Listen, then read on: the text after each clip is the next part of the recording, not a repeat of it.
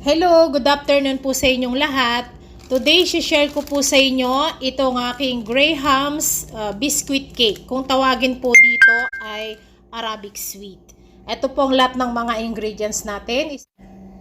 Bago po natin umpisahin ang lahat po ng sukat niya at takal, susulat ko po sa description box natin. So, dito muna po tayo sa mga cream natin. Ito po ay whipped cream.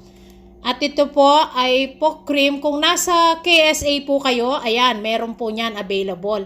Kung nasa Philippines naman po kayo, all-purpose cream na lang po ang gamitin ninyo. Kasi po, yung lahat ng cream na yan, whipped cream, all-purpose cream, heavy cream, ay pare-parehas lang po na cream yan. Ang pinagkahiba lang po niyan ay yung fat percentage nila. So, yun na lang po gamitin ninyo, all-purpose cream kung nasa Philippines kayo. So, kung nasa KSA kayo, ito po yung gamitin nyo. Nasa inyo yon. At ito po yung fresh milk. At ito po yung ating cocoa powder, Dutch cocoa powder. Ayan, parehas lang po sila. At ito po ang ating powdered milk. At ito po ang ating Nutella chocolate. Ayan. At ito po ang ating cream cheese. Ito po. Kung nasa KSA din kayo, yan po, yung kiri pwede na po yan. Sa Philippines naman po, cream cheese lang po ito. At ito po 1 teaspoon na vanilla powder. Yan. So ito parehas lang po yan. Linabas ko lang. Ito naman po yung Graham biscuit natin. Ayan, sa Philippines alam ko marami kayo mabibili nito. Kasi dito medyo mahirap pong mabili nito.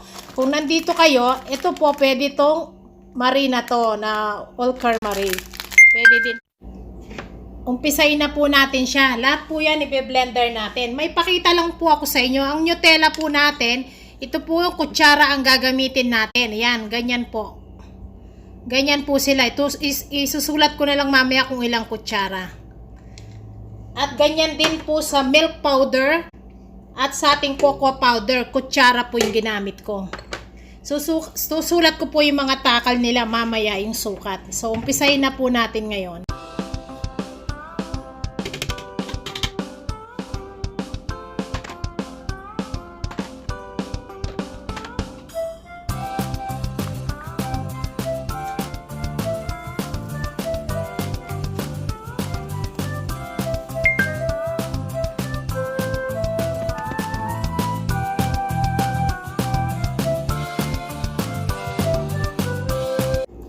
Tapos po, buksan nyo siya. Ganituhin nyo po yung kanyang nakadikit doon. Then, ulitin po natin ulit.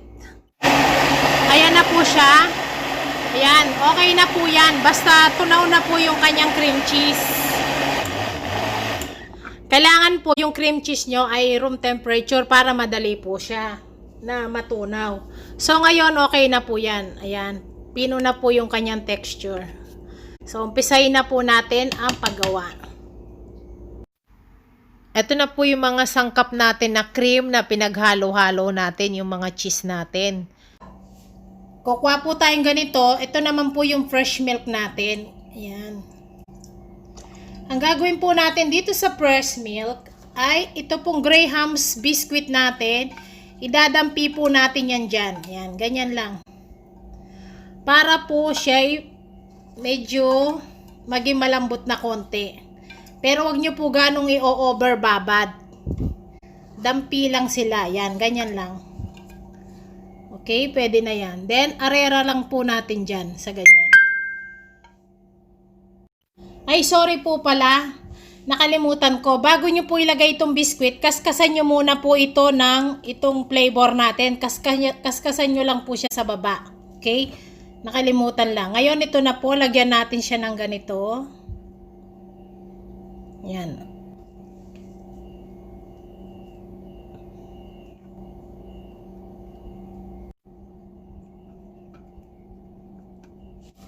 And then, the same procedure na naman po tayo. Yan. Patong na naman po doon.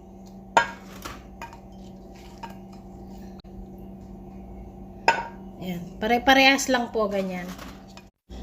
At ngayon, may tuturo po ako sa inyo. Haluan po natin siya ng ganito. Yan. Masarap din po yan na nakamix siya. Pero kung ayaw nyo po, pwede naman. Okay? So, kung gusto nyong puro lang po ganito, yung marina yan, pwede. Pero ako nilalagyan ko po siya ng mix. Kasi nakakasarap din po siya sa flavor. Ayan, ganyan lang po. Kasi po yung Grahams natin ay chocolate flavor. Para meron po siyang dalawang flavor na malalasahan natin.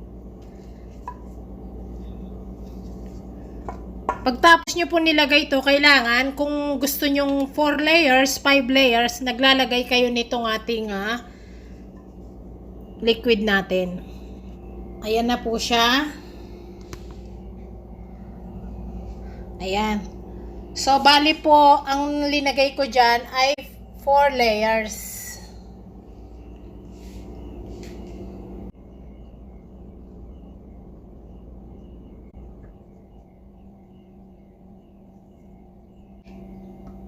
Ito po ay Arabic sweet dito sa KSA kung tawagin nila. Napakasarap po niya, subukan nyo. Kagaya po na sinabi ko sa inyo, all-purpose cream lang po ang gamitin nyo kung nasa Philippines kayo. Pwede na po yun. Ngayon, i-design na po natin siya sa taas. At ito naman po yung pang-design natin sa taas nito. Gagamit po tayo nito ng cream na, all-purpose cream na kalahati. Kalahati lang po nitong lata na to. Tsaka po isang sachet na Dream Whip. Ayan. Kung wala, kagaya po na sinabi ko sa inyo, kung wala po kayo nito, itong brand na to, all-purpose cream na lang po ang gamitin nyo lahat. Ayan. Kasi pan-design lang naman po yan. Then, mix well lang po natin yan. Kung natatabangan po kayo sa biscuit cake natin, pwede po kayong mag-add ng konting asukal. Tikman nyo po yung mixture niya. Pero wag po ganong marami kasi yung Nutella chocolate nyo matamis na. Gagamit po tayo nito. Yan, lagay po natin dyan. Ito po ay boting ketchup, ay plastic na ketchup lang po ito nalalagyan. Para hindi kayo mahirapan. Ayan. At gagamit po tayo ng stick barbecue. So yan, pakita ko po sa inyo.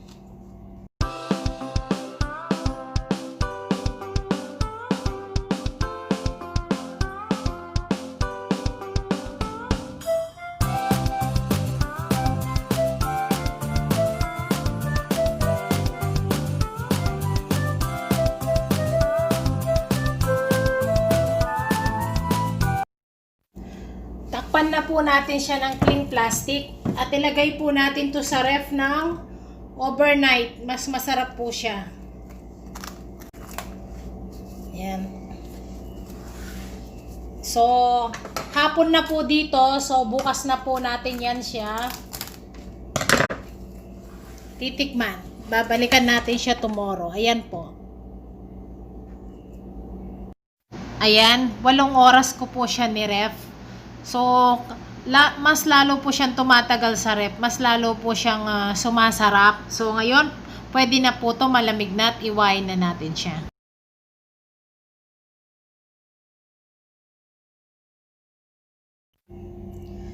Ayan na po siya. Ayan. Ayan po yung kanyang loob. Ikot pa natin dyan para makita nyo. Ayan po, ay napakasarap niyan. Kung gusto nyo po na Grahams lang, pwede. At kung gusto nyo po itong Marie lang, pwede. Ako pinagsama ko po. Lalo po siyang mas masarap. Nasa inyo po kung anong biscuit po ang gusto nyong ilagay. Ayan. Ito po chocolate Grahams, masarap siya. Ayan na po.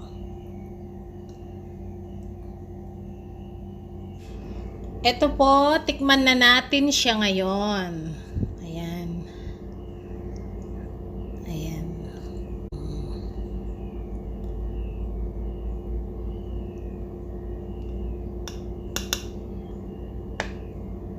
Ayan po.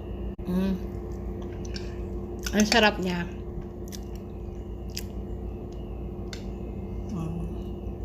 Para po siyang ice cream. Ayan. Gawa na po kayo.